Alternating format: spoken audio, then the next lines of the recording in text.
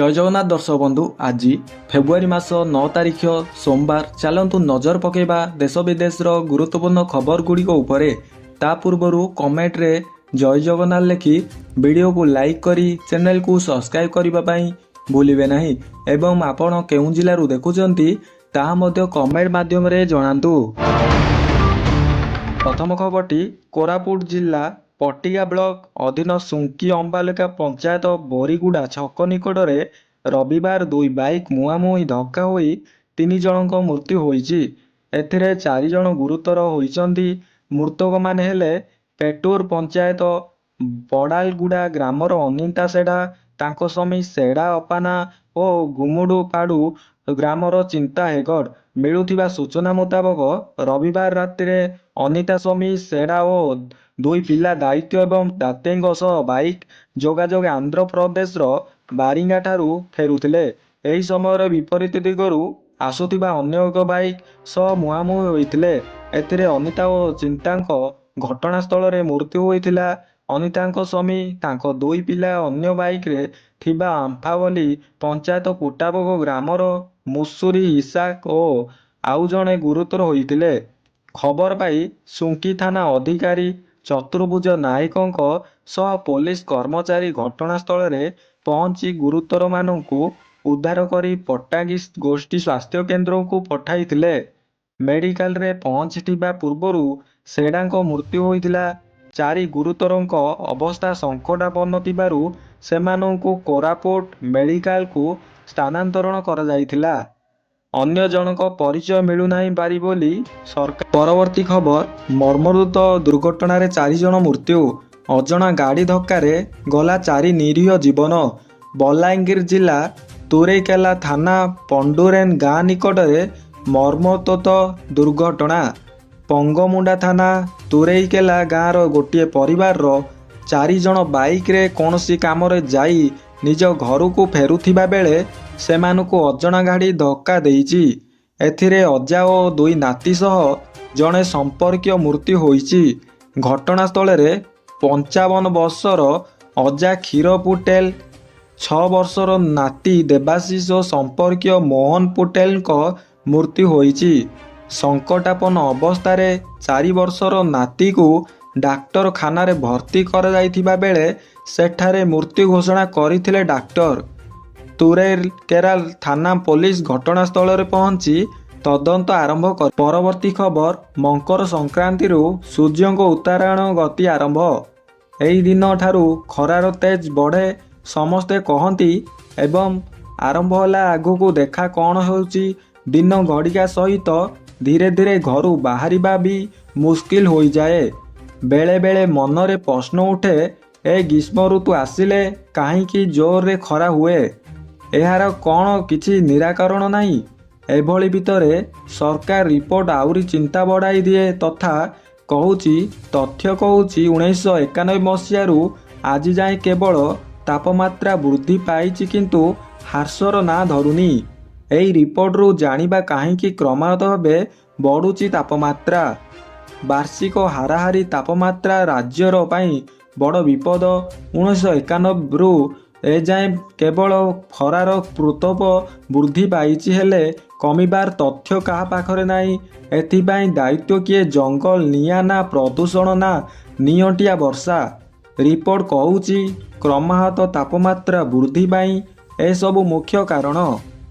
जंगल रे निया लागिबा जोगु जंगल क्षय प्रदूषण पाई ग्रीन हाउस गैस बढ़ुची एवं यह जलवायु प्रभाव करुची। सेहीपरि नियंटिया वर्षा हेबा जोगु समस्या उपुजुची। जदि राज्य रे हाराहारी तापमात्रा वृद्धि पाउची तेबे ताहा केते बढ़िलाणी एवं आगामी दिन रे आउरी केते। परवर्ती खबर केंद्र सरकार को द्वारा प्रचलित 4टी श्रम कोड बातिल सहित विभिन्न जनविरोधी नीति को नहीं 10टी केंद्रीय श्रमिक संगठन पक्षरु आसंता 12 तारिख रे धर्मघट एवं बंद डाकरा दिया जाइछि। अखिल भारतीय ट्रेड यूनियन कांग्रेस पक्षरु दिया जाइथिबा एही धर्मघट को राज्य कांग्रेस संपूर्ण समर्थन करिवे बोली पीपीसी सभापति भक्तचरण दास कहिसंती। भक्त कहिसंती ଉପା ଅମଳରୁ ଚାଲି ଆସୁଥିବା କଲ୍ୟାଣକାରୀ ମହାତ୍ମା ଗାନ୍ଧୀ ନିଶ୍ଚିତ କର୍ମ ନିଯୁକ୍ତି ଆଇନକୁ କେନ୍ଦ୍ର ସରକାର ଉଚ୍ଛେଦ କରି ଭିବିଜି ରାମଜୀ ପରି ଶ୍ରମିକ ବିରୋଧୀ ଯୋଜନା ଲାଗୁ କରିଛନ୍ତି। କଂଗ୍ରେସ ପକ୍ଷରୁ ଏହାକୁ ନେଇ ଦେଶବ୍ୟାପୀ ଧର୍ମଘଟ ବିକ୍ଷୋଭ ଅନଶନ ଚାଲି ଆସିଛି। ବିହନ ସାରା ଓ ଧାନ ସଂଗ୍ରହରେ ଅବସ୍ଥା କରି ରାଜ୍ୟ ସରକାର ଚାଷୀ କୂଳକୁ ଚରମ ଦୁର୍ନୀତିକୁ ଠେଲି ଦେଉଛନ୍ତି। ଶ୍ରମିକ ସାଧାରଣ ଉପଭୋକ୍ତା ଓ ଚାଷୀମାନଙ୍କର ସମୂହ ସ୍ୱାର୍ଥକୁ ଦୃଷ୍ଟିରେ ରଖି ଓଡ଼ିଶାରେ କଂଗ୍ରେସର ତୃଣମୂଳ ସ୍ଥଳ ଯାଏ ଏ ନୀତି ଓ କର୍ମ ଏହି ଧର୍ମଘଟକୁ ସମର୍ଥନ କରିବା ପାଇଁ ପିପିସି ପକ୍ଷରୁ ଡିସିପି ମାନଙ୍କୁ ନିର୍ଦ୍ଦେଶ ଦିଆଯାଇଛି ବୋଲି ଭକ୍ତ କହିଛି। ପରବର୍ତ୍ତୀ ଖବର, ବଡ଼ ଧରଣର ଠକେଇ ମାମଲାରେ ଫସିଲେ ଦ କମିଶନର ରିଡଲ ଓ ଟେଷ୍ଟର। ବାଣିଜ୍ୟର ରିକଲ ଇଷ୍ଟେଟ୍ ପ୍ରକଳ୍ପର 32ତମ ଆଭେନ୍ୟୁ ନିର୍ଦ୍ଦେଶକ ଉଦ୍ୟୋଗୀ ଧ୍ରୁବ ଦତ୍ତା ଶର୍ମା ଏକ ବଡ଼ ଠକେଇରେ ଫସିଛନ୍ତି। ଏକ କୋଠାରୁ 25ରୁ ଅଧିକ ଲୋକଙ୍କୁ ବିକ୍ରୟ କରିବା ଅଭିଯୋଗରେ ତାଙ୍କୁ ଗିରଫ କରାଯାଇଛି। ଏହି ପ୍ରକ୍ରିୟାରେ ସେ ପ୍ରାୟ 500 କୋଟି ଟଙ୍କାର କ୍ଷତି କରିଛନ୍ତି।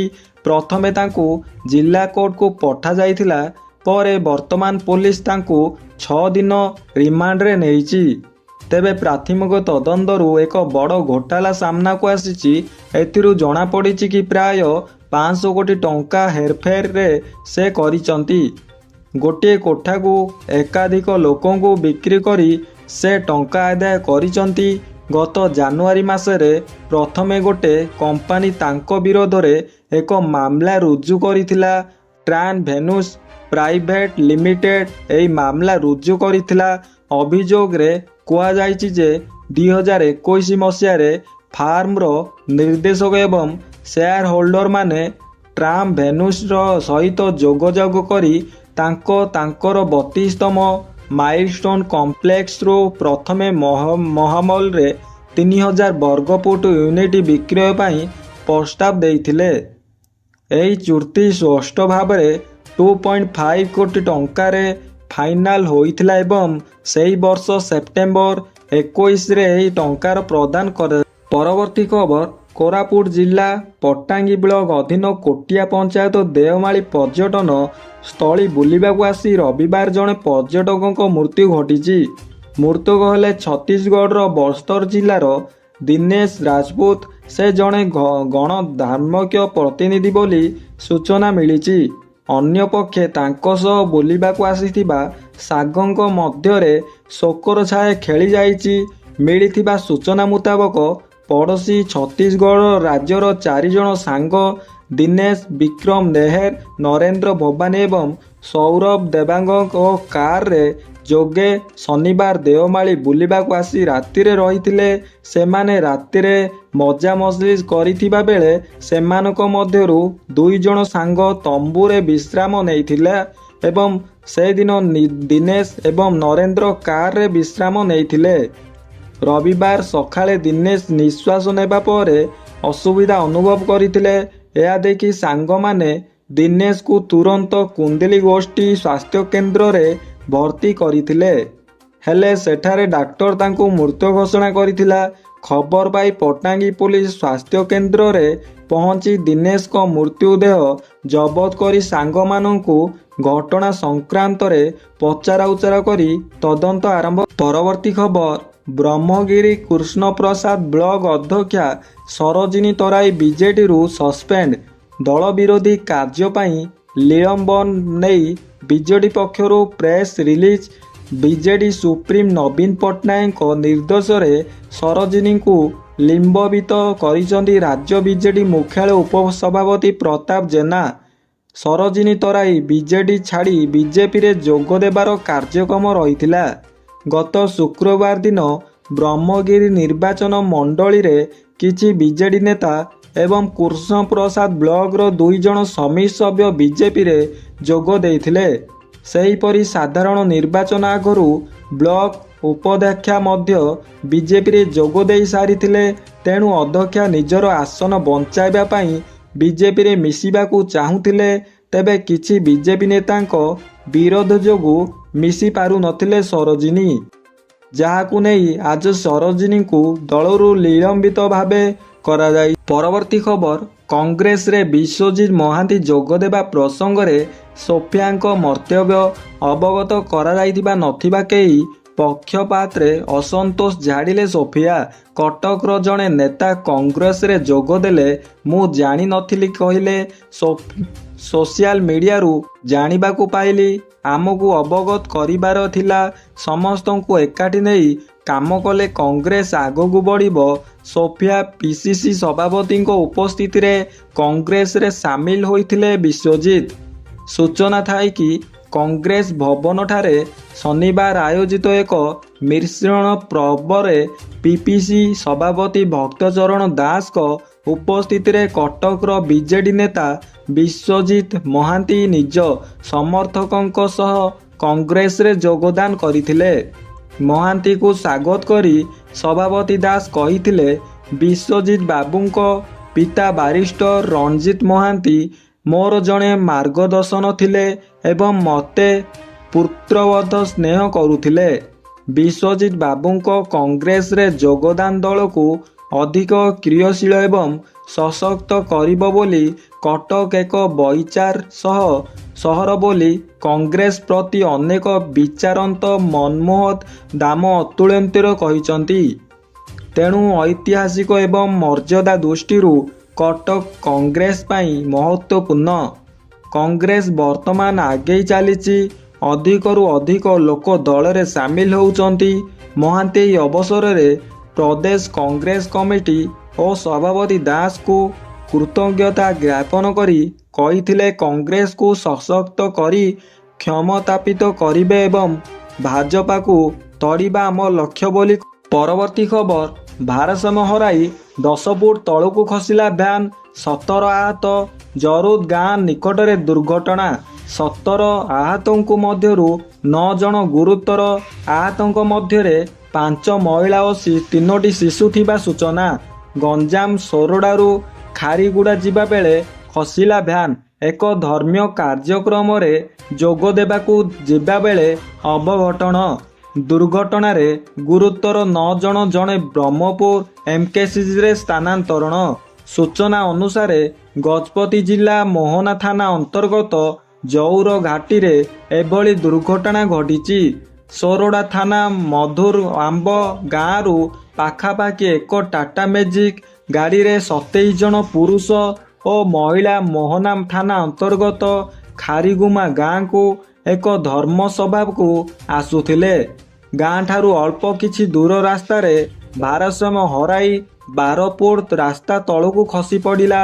ଗାଡ଼ିରେ ଥିବା 20 ଜଣ ସମସ୍ତ ସାମାନ୍ୟ ଆହତ ଥିବା ବେଳେ 9 ଜଣ ଗୁରୁତର ଅଛନ୍ତି।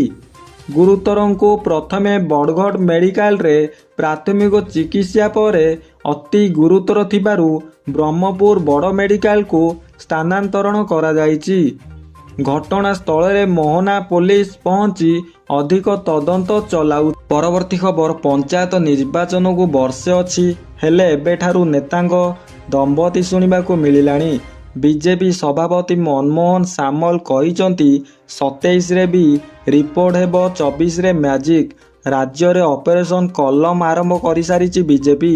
ଏହାସହ ଗାଁ ଗାଁରେ ସଂଗଠନ ସଜାଡୁଛି ସରକାରୀ ଦଳ। ତେଣୁ ବିଜେପି ବିରୋଧୀଙ୍କ ଉପରେ ଭାରି ପଡ଼ିଲାଣି ଭଳି ଲାଗୁଛି। ସେପଟେ ବିଜେଡି କହିଛି ଏବେ ଭାଗ ଭାଗ ହେଲାଣି ସରକାର ଦଳ, ତେଣୁ ପୁଣି ଥରେ ଆମର ଚାନ୍ସ ଅଧିକ। ହେଲେ କଂଗ୍ରେସ କହିଲା ଏଥର କେବଳ ହାତ। ପଞ୍ଚାୟତ ନିର୍ବାଚନ ପାଇଁ ଏକ୍ସପ୍ରେସ ସାଇଜ। 2024 ନିର୍ବାଚନରେ ବିଜେପି ବାଜିମାତ କରି ଓଡ଼ିଶାରେ ଏକାକୀ ସରକାର କରିବା ପରେ ଏବେ ଫୋକସରେ ପଞ୍ଚାୟତ ନିର୍ବାଚନ। ବିଜେପି ରାଜ୍ୟର ସଭାପତି ମନମୋହନ ସାମଲ ଏବଂ ମୁଖ୍ୟମନ୍ତ୍ରୀ ମୋହନ ମାଝୀଙ୍କ ପାଇଁ ପଞ୍ଚାୟତ ହେଉଛି ଅସଲ ପରୀକ୍ଷା। 2029 ନିର୍ବାଚନ ପୂର୍ବରୁ ମୋହନ ସରକାରଙ୍କ ପାଇଁ ପଞ୍ଚାୟତ ନିର୍ବାଚନ ହେଉଛି ସେମିଫାଇନାଲ। ଏହାକୁ ନେଇ ବିଜେପି ପଞ୍ଚାୟତଠୁ ନେଇ ଜିଲ୍ଲାଠୁ ନେଇ ବିଜେପି ରାଜ୍ୟ କାର୍ଯ୍ୟାଳୟ ସବୁଠି ଘନ ଘନ ବୈଠକ। ବିଜେପିର ପଞ୍ଚାୟତ ଏକ୍ସପ୍ରେସ ସାଇଜରେ ପରେ ଏବେ ସଂସଦୀୟ କ୍ଷେତ୍ରକୁ ୱାର୍ନିଂ ସମୀକ୍ଷା କରିଛି। ତେବେ ପଞ୍ଚାୟତ ନିର୍ବାଚନ ପାଇଁ ବିଜେପି ରାଜ୍ୟ ସଭାପତି ମନମୋହନ ସାମଲ ଫୁଲ୍ କନଫିଡେନ୍ସରେ ମୋହନ ମାଝୀ କହିଛନ୍ତି 2024 ନିର୍ବାଚନ ପରି ପଞ୍ଚାୟତ ନିର୍ବାଚନରେ ମଧ୍ୟ ବାଜି ପରବର୍ତ୍ତୀ ଖବର ମହିଳାଙ୍କୁ ଅସଦାଚରଣ ଅଭିଯୋଗରେ ନିର୍ଧୁମ ଛେଚିଲେ ବଡ଼ଚଣା ଥାନା ତଥା ଧାନମଣ୍ଡଳ ଫାଣ୍ଡି ଅଧୀନ ଭୋଲି ଜେଏଲସି ସ୍କୁଲ ପଛପଟେ ଥିବା ବସ୍ତି ମହିଳାମାନେ ପାଣ୍ଡିରେ କାର୍ଯ୍ୟରତ ହୋମଗାର୍ଡଙ୍କୁ ନିସ୍ତୁତ ମାଡ଼ ମାରିଛନ୍ତି। ହୋମଗାର୍ଡ ଆଲୋକ ପଣ୍ଡା ଧାନମଣ୍ଡଳ ଫାଣ୍ଡିରେ କାର୍ଯ୍ୟରତ ଥିବା ଜଣାପଡ଼ିଛି। ରବିବାର ଭୋରରୁ ହୋମଗାର୍ଡ ଜଣକ ବସ୍ତିର ପହଞ୍ଚିଥିବା ପରେ ମହିଳାଙ୍କୁ ଅସଦାଚରଣ କରିଥିଲେ। ପରେ ବସ୍ତିର ମହିଳାମାନେ ଏକତ୍ରିତ ହୋଇ ଆଲୋକଙ୍କୁ କାବୁ କରିବା ସହ ମାଡ଼ ମାରିଥିଲେ। ହୋମଗାର୍ଡଙ୍କୁ ମହିଳାମାନେ ମାଡ଼ ମାରୁଥିବା ସମୟର ଏକ ଭିଡ଼ିଓ ସୋସିଆଲ ମିଡ଼ିଆରେ ଭାଇରାଲ ହେଇଛି। ପ୍ରକୃତ ଘଟଣା ସମ୍ପର୍କରେ ଜଣା ପଡ଼ିନଥିବାରୁ ବେଳେ ଫାଣ୍ଡି କାର୍ଯ୍ୟରତ ଚିତ୍ତରଞ୍ଜନ ମହାନ୍ତି କହିଛନ୍ତି ଏହି ଘଟଣା ନେଇ କୌଣସି ଲିଖିତ ଅଭିଯୋଗ ହେଉନଥିଲା। ଘଟଣା ସମ୍ପର୍କରେ ଖବର ପାଇ ଆମେ ଜିଲ୍ଲା ପୁଲିସ ମୁଖ୍ୟ କାର୍ଯ୍ୟାଳୟକୁ ଅବଗତ କରି